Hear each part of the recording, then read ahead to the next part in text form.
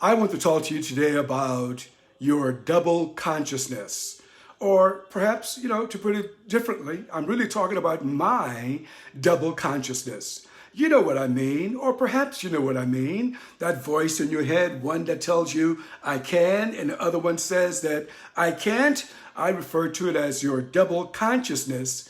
And the question is, which of these is correct? I want to share with you my heart about this today. And I've outlined a few things because I don't want to miss anything in this conversation with you.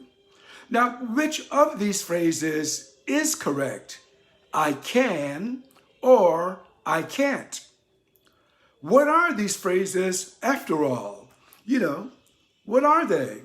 I say that they're merely thoughts. They're thoughts that show up in our heads. They are our habitual thinking, and they just go on nonstop. I can, I can't, I can, I can't. Habitual thinking go on nonstop. These habitual thinking becomes our beliefs. So if you begin thinking the thought, I cannot do something, I cannot do something, I cannot do something, that thought becomes your belief. And a belief that continues to ring in your head, whether it is I can or I can't, becomes a way of being. And therefore, you go through life believing I can't or I can until you change it. Now, I want to give you an analogy that may make the point. Do you recall circus elephants? Those circus elephants who would perform tricks in the circus show? And then after their event, they would be tied to a little stake. Now imagine that. An elephant. A male elephant actually weighs an average of 7,000 pounds, an adult male elephant. An adult female elephant can weigh up to 6,000 pounds when they are mature. So these are huge animals, and these are powerful animals. Either of those animals, if you hook them up to a tractor trailer, could pull that trailer and tractor very easily.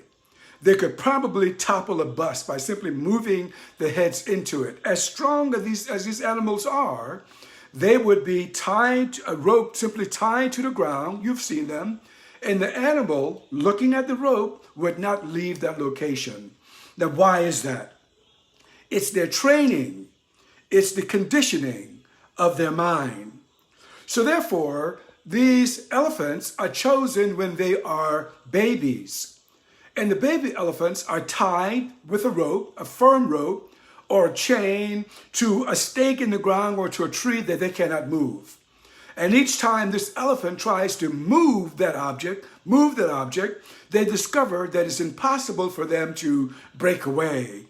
And because of that, the elephant becomes accustomed, becomes conditioned to believe that whenever they see a rope around their neck, and this rope is connected to a stake in the ground, that they cannot move. If the elephant simply made a modest effort to move away, the rope could probably entangle itself. And I submit that this same type of conditioning can happen to a human being. The habit of believing that I can't or I can is not true or false. It's only true if we believe it.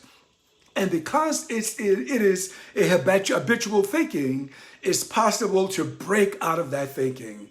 Over the next days to come, I hope to explore subjects like this with you. Thanks for joining me today.